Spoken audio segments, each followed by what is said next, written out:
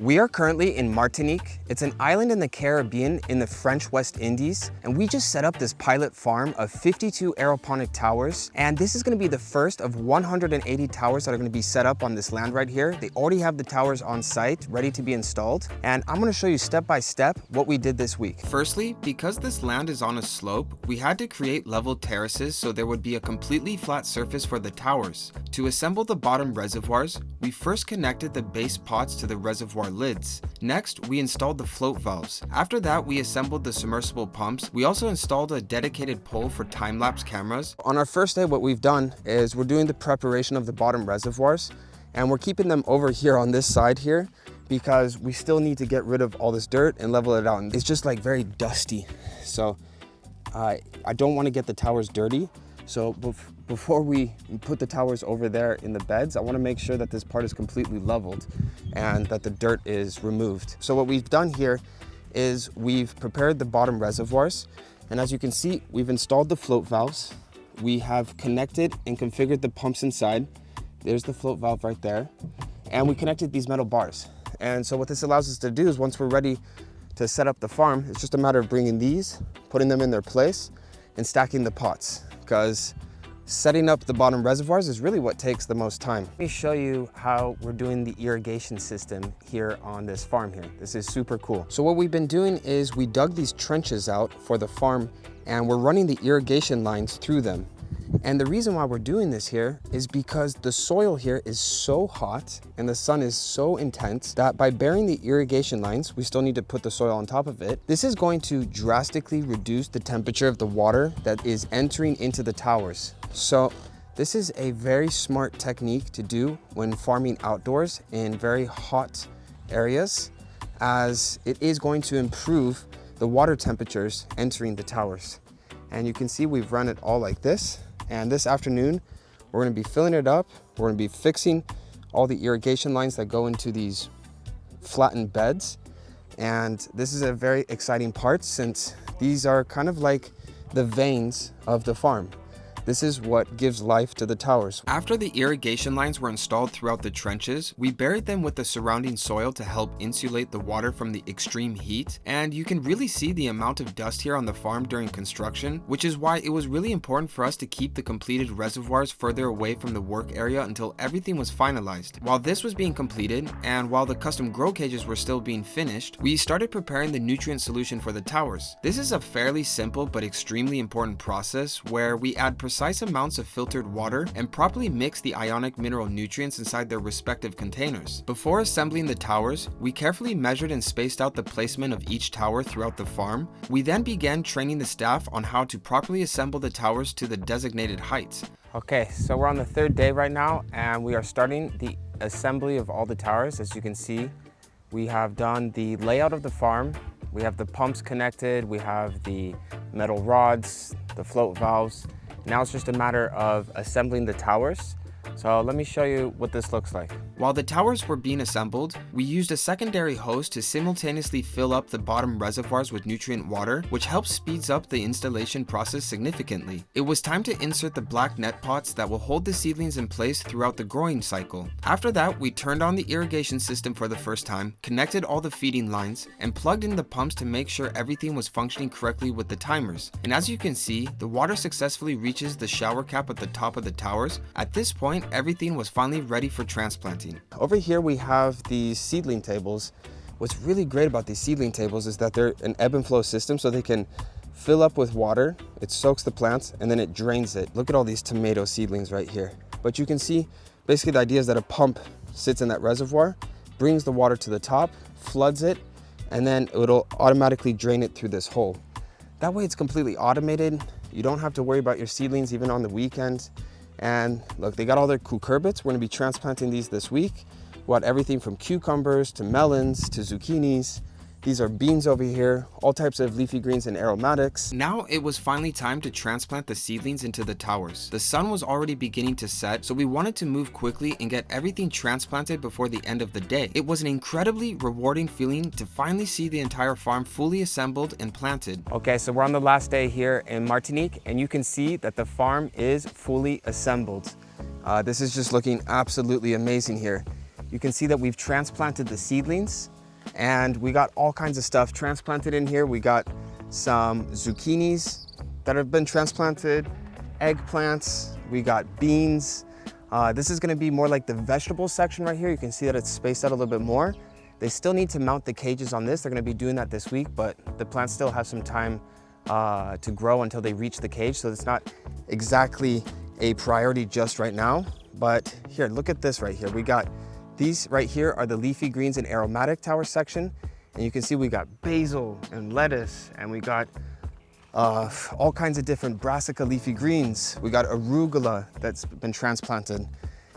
Super excited to see how this grows, and we'll be able to document everything with the growth as I have set up 2 different time-lapse cameras over there. So it's gonna be capturing the growth of all these plants over the next months to come. Can't wait. So in this farm here, they have 3 custom-built grow cages for growing larger crops like cucumbers. This is gonna be for tomatoes. This is gonna be for watermelons.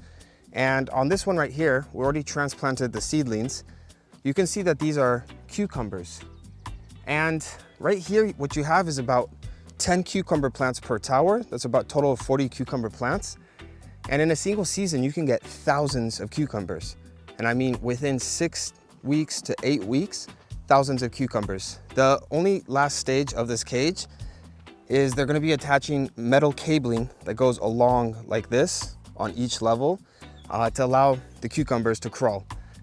So yeah, this farm is still under construction and they're just wrapping up the last details, but super exciting. And this is a smaller grow cage. It's gonna be specifically for tomatoes. And as you can see here, we have the 9-pot towers, which is the perfect size for doing tomatoes. Over there, they're the 11-pot towers. And here, same thing. These are gonna be for watermelons. This entire project, this whole tower farm, is powered with solar energy. It first starts with the panels that are on the roof. Here we have 16 panels that are 450 watts each, representing 7.2 kilowatts of solar power, so of energy, of electricity. And the way it works is that during the day, while the sun is pounding onto the panels feed directly the farm. But of course, it's more power than is needed, so the excess electricity, the excess power then gets stored into these batteries. In this case, we have 4 batteries that are 5 kilowatts each, so we have 20 kilowatts of batteries, which is really redundant and beautiful. Here you have the inverter. What the inverter is that when the panels are producing electricity, the electricity arrives right here in DC, direct current. But you cannot use just direct current directly because all the equipment of the tower farm, the pumps, the reverse osmosis machine, everything uses alternative current, AC. So this machine right here converts the DC power into AC power that can be used in a tower farm, powers the towers, and then stores it into the batteries. Now, of course, this is in terms of having an autonomous system, it's the best. You're here just in a sunny climate, you have such redundant system, it's beautiful, but you still need to have an electrical generator in order to back up this very system in case, I don't know, let's say that you have like a tropical storm during 3 to 4 days and there is not enough sun to power the tower farm, so then the generator kicks in, and then you have 2 solutions for that. Either the generator kicks in powering the farm directly, which is not what I would advise, because don't forget the towers are only on for 3 minutes and off for 12 minutes. On for 3 minutes, off for 12 minutes, continuously 24 hours a day. So it only represents 12 minutes of power per hour, which represents 4.8 hours in 24 hours. So what we advise to do is when the batteries go down to 20%, we never just set the threshold just less than 20%. It helps the batteries just to stay healthy. As soon as it gets down to 20%, the generator kicks in and the electricity from the electrical generator feeds the batteries that in turn feed the tower farm. So that's just basically in a nutshell what the system is all about. Now we are in a room that I call the brain of the tower farm. That is where you have the water treatment system and the nutrient dosing system, because it's to be known that the tower farm comes is delivered always with a fully automated irrigation system that is also powered with a nutrient dosing system. So the water is being mixed with the nutrients, and the automation of this system allows to deliver the water to each tower on an as-needed basis. It's obvious that a tower on which you're going to grow parsley will use less water and less nutrients than a tower that you would use to grow cucumbers or tomatoes. It's totally exemplary, it's tip-top the way this particular room has been set up. So let me just guide you through to what we're seeing here. Here we have the city water coming in right there. And you have a first filtration, very light filtration here, that goes from here to there. The water goes back to a tank that's in the back, which is about, I think for this farm, 5,000 liters, about 1,200 gallons, something like that. This pump here takes the water from the city water that has been stored in the back, and now just sends it through a double filtration system before it goes to the reverse osmosis machine that is right here. And that reverse osmosis machine is going just to be feeding another tank in the back, what we call the tank with the filtered waters. That's the water we're gonna be using for the farm. And now this pump is gonna just go through, bring that clean water through a UV lamp that's right here, and then it's going just to go through like this and up over there into the nutrient dosing system.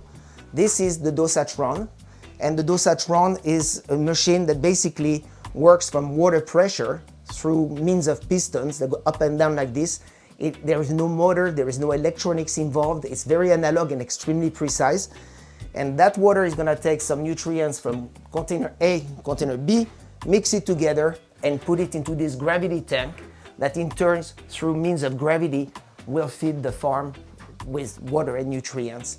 So what I love about this place, I mean, everyone does it their own way, but the owner of this project, who's our partner, has done everything to be beautiful, whether the curving of the tubing, everything, the way it's been organized. I cannot think of a setup that has been done better or more efficient than this, what you see in this room. We hope that you enjoyed this video, and if you're interested to set up a tower farm, we're here to help. From consulting to coming on site to help you to set it up, we're here. We have developed projects in 58 countries across 6 continents, covering 11 of the 13 registered climates on Earth. So whether it's indoor inside a greenhouse, indoors powered by LED lights, whether it's outdoor, it doesn't matter. We've done it all. Oh, we've done it all sounds maybe like an exaggeration, but we've done pretty much everything that there is to be done in this industry, so we can help you regardless of the nature of your project. So